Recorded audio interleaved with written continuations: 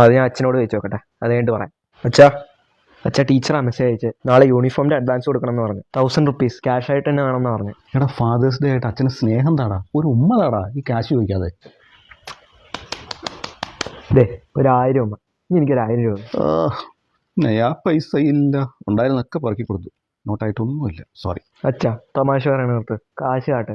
മോനെ അച്ഛൻ്റെ കയ്യിലുണ്ടായിരുന്ന നോട്ടൊക്കെ പറക്കി കൊടുത്തു. ഇനി ആകെ 50-100 എങ്ങാണ്ടൊക്കെ ഉള്ളൂ. ബാക്കി ഇനി ഗൂഗിൾ പേ മതിയെങ്കിൽ ഇപ്പം അയച്ചുതരാം. ഗൂഗിൾ പേ പോരാ, ക്യാഷ് ആയിട്ട് തന്നെ വേണമെന്നാണ് ടീച്ചർ പറഞ്ഞത്. ഈ ടീച്ചർമാർക്ക് എന്തിനാ കാശ് മുഴുവൻ? നോട്ടുകൾ ഒരു പക്ഷേ അച്ചമ്മയുടെ മല്ലിപ്പൊടി, മുളക് പൊടി, തേയിലപ്പൊടി, കാപ്പിപ്പൊടി, പഞ്ചസാര ടിന്നിലൊക്കെ കാണും. ഒന്ന് തപ്പി നോക്കാം. എന്ത് ചെയ്താലും എനിക്കൊരു 1000 രൂപ കിട്ടും. ശരിയാക്കാം. ഓപ്പറേഷൻ അടുക്കള സ്റ്റാർട്ട്സ് നൗ.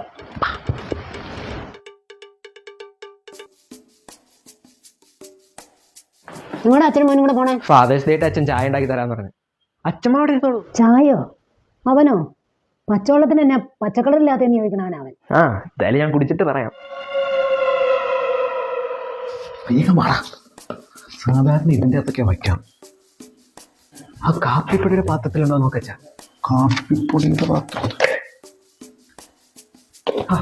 അതിലൂല്ലേ? അപ്പൊ ഞാൻ മഞ്ഞപ്പൊടിയുടെ പാത്രത്തിൽ നോക്കുക, അതിൽ മിക്കവാറും കാണും. മഞ്ഞപ്പൊടിയുടെ പാത്രത്തിലും. അതെ അമ്മേ, 1000 രൂപ കാശായിട്ട് വേണമായിരുന്നു. അമ്മ ഇതിൻ്റെ അകത്ത് ഒളിപ്പിച്ച് വെച്ചിട്ടുണ്ടോ എന്ന് നോക്കിയതാ. എന്നോട് ചോദിച്ചാ പോരെ, ഞാൻ തരില്ലേ? ഇനി തപ്പേണ്ട കാര്യം എന്താ? അല്ല, പലപ്പോഴായിട്ട് എൻ്റെ കയ്യിൽ നിന്ന് തന്നെ അടിച്ചു മാറ്റുന്ന പൈസയാണല്ലോ. ഇതൊക്കെ ഒളിപ്പിക്കുന്നത് ഇങ്ങനെയുള്ള സങ്കേതങ്ങളിലാണല്ലോ, അതുകൊണ്ട് തപ്പിയതാ. പൈസയൊക്കെ ഞാൻ തരാം, പക്ഷെ 100-ന് 10 രൂപ പൈസ ദിവസം എത്രയും പെട്ടെന്ന് തിരിച്ചു തന്നാൽ നിനക്ക് വേണം. അച്ഛമ്മയ്ക്ക് എന്താ കോപ്പറേറ്റീവ് ബാങ്കിലായിരുന്നോ പണി? വലിയ ഡയലോഗ് അടിക്കാനൊന്നും മാറാർക്കാം. നീ അവനോട് പറയണമൊക്കെ ഞാൻ കേട്ടായിരുന്നു. എനിക്ക് എവിടെന്നെങ്കിലൊക്കെ ഒരു 1000 രൂപ കിട്ടിയാൽ മതി, അല്ലെ ടീച്ചറാണ് എന്നെ വഴക്ക് പറയും. അതൊക്കെ ശരിയാക്കാം. അതെ, 10 രൂപ ദിവസവും പലിശ തന്നോളണം, കേട്ടല്ലോ? എന്റെ പൈസക്ക് ഞാൻ തന്നെ പലിശ കൊടുക്കണം. ഇങ്ങോട്ട് മാറാ.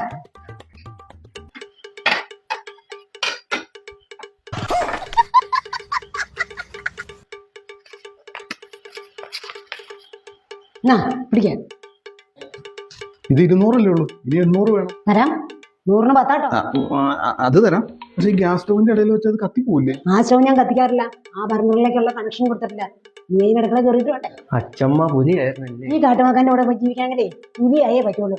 നിനക്ക് ബാക്കി 800 അല്ലേ വേണ്ടേ? ഞാൻ തരാം. ഒന്ന് അനങ്ങി ഓടിങ്ങി വന്നേടാ.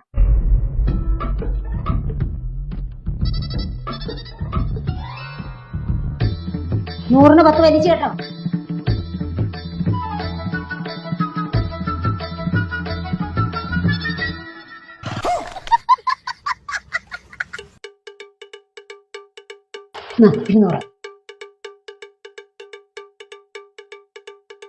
അല്ല അച്ഛമ്മേ, ബാക്കി 600 എന്ത് ചെയ്യും? ബാക്കിയല്ലേ തരാം.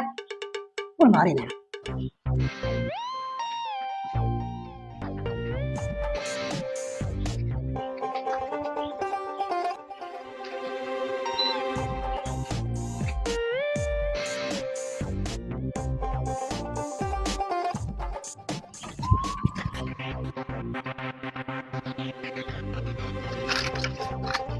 എടുക്ക. സെലോ ടേപ്പ് വെച്ചേ ഒട്ടിച്ചാലത് അവിടെ ഇരുന്നോളൂ. അല്ല അച്ഛമ്മേ, ഇനിയുണ്ടല്ലോ ഒരു 400 രൂപ. തരാം. 100-ന് 10 കേട്ടോ.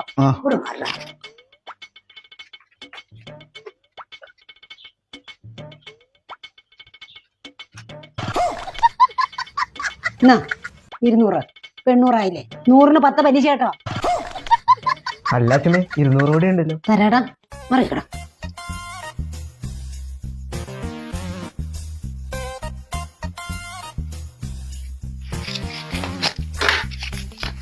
എന്നാ 200. 100-ന് 10 കേട്ടോ പലിശ. ഗ്യാസ് സ്റ്റൗവില്, ക്ലോസറ്റില്, AC-യിൽ, ഗുഡ് നൈറ്റില്, ഇപ്പൊ റിമോട്ടില്. ഇനി എവിടെയൊക്കെ അമ്മ കാശ് ഒളിപ്പിച്ച് വെച്ചേക്കണേ? നിനക്ക് 1000 അല്ലേ വേണ്ടേ? അത് കിട്ടിയല്ലോ. ഇനി കൂടുതലൊന്നും അന്വേഷിക്കാൻ നിൽക്കണ്ട. ഒറ്റ കാര്യമുള്ളൂ, 100-ക്ക് ദിവസവും 10 രൂപ പലിശ, കേട്ടല്ലോ? പരമ്പരാഗതമായ രീതിയിലെ കാശ് ഒളിപ്പിക്കുന്ന പരിപാടിയിലെ ഞങ്ങൾ പെണ്ണുങ്ങളെ കൂടി നിർത്തി. ഇനിയും ഈ വീടിന്റെ ഉള്ളറകളിലെ പല സ്ഥലത്തും പൈസ ഒളിപ്പിച്ചു വെച്ചിട്ടുണ്ട്. നീ ഒരു റഡാർ വെച്ച് നോക്കിയാൽ പോലും കാണൂല. അതുകൊണ്ട് നീ ഇപ്പോ മൂലം